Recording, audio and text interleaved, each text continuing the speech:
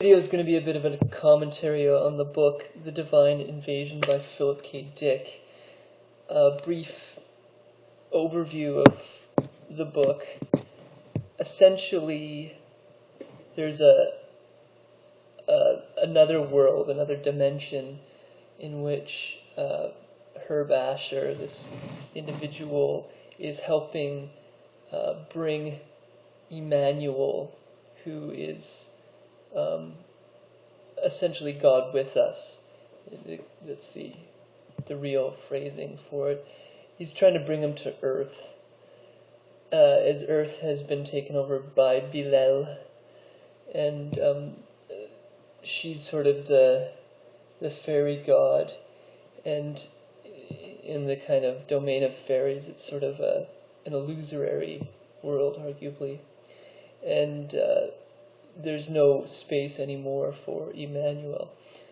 So there's this tension throughout. I won't go into too much depth. I'm going to read a couple pages and then make a statement about this book.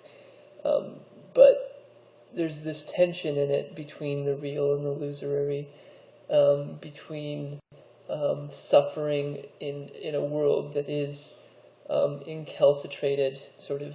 It's it's stuck as it is, and this ability to mold both reality and time, in the sense that in Bilal's world there's the ability to kind of go back and change that which was not beautiful and pleasant, and this tension gears up near the end of it between the fact that if Emmanuel arguably goes into this world of Bilal, then there's going to be a ceasing of the existence of the real for the illusory, or that's the question, whether or not that ought to be the case. And at the heart of this, I think, is perhaps the choral tension. So let's just dig into this a little bit, and I'll comment some more. He looked around him and saw a bamboo, but color moved through it like St. Elmo's fire. The color, a shiny, glistening red, seemed alive. It collected here and there, and where it gathered it formed words, or rather something like words, as if the world had become language. What am I doing here? He wondered wildly. What happened? A minute ago I wasn't here. The red, glistening fire, like visible electricity, spelled out a message to him, distributed through the bamboo and children's swings and dry, stubby grass. You shall love the Lord your God with all your heart, with all your might, and with all your soul. Yes, he said. He felt fright, but because the liquid tongues of fire were so beautiful, he felt awed, more than afraid. Spellbound, he gazed about him. The fire moved, it came and it passed on. It flowed this way and that, pools of it formed, and he knew he was seeing a living creature, or rather the blood of a living creature. The fire was living blood, but a magical blood, not physical blood, but blood transformed. Reaching down, trembling, he touched the blood and felt a shock pass through him. He knew that the living blood had entered him. Immediately, words formed in his mind. Beware. Help me, he said feebly. Lifting his head, he saw into infinite space. He saw reaches so vast that could not be comprehended, space stretching out forever and himself expanding with that space. Oh my God, he said to himself. He shook violently. Blood and living words, and something intelligent close by, simulating the world, or the world simulating it, something camouflaged, an entity that was aware of him. A beam of pink light blinded him. He felt dreadful pain in his head and clapped his hands to his eyes. I am blind, he realized.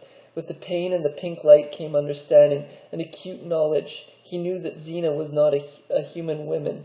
So Zina is Bilal, essentially incarnate. And he knew further that the boy Manny, who was an expression of Emmanuel in this world, was not a human boy. This was not a real world he was in. He understood that because the beam of pink light had told him.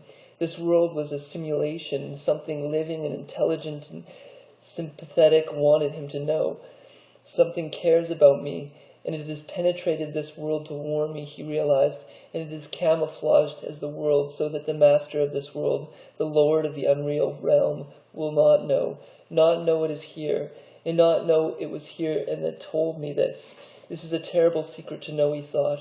I could be killed for knowing this. I am not a fear not. Okay, he said, and still trembled, words inside his head, knowledge inside his head, but he remained blind, and the pain also remained. Who are you, he said. Tell me your name. Valus. Who is Valus, he said. The Lord your God.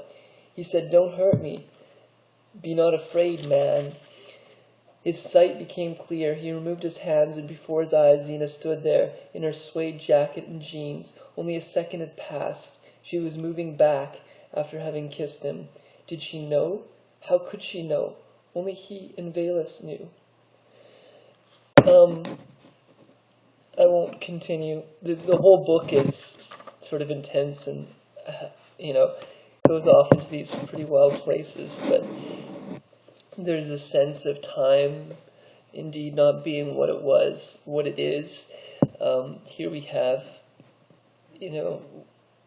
minutes passing at least in what was only a second or a fraction of a second. In fact, in it he says that he understood the whole existence of this other world, this more real world in a certain sense, according to Herb Asher, according to the guy experiencing these things. Notice here there's a focus on blood, which is interesting, in particular in this passage. If coral is a reflection of red, then you have the blood sacrifices, which were huge in the red stage of consciousness. And as in with red, there is this, I would argue, realization of the self in a new context. And in coral, I think, would be the same.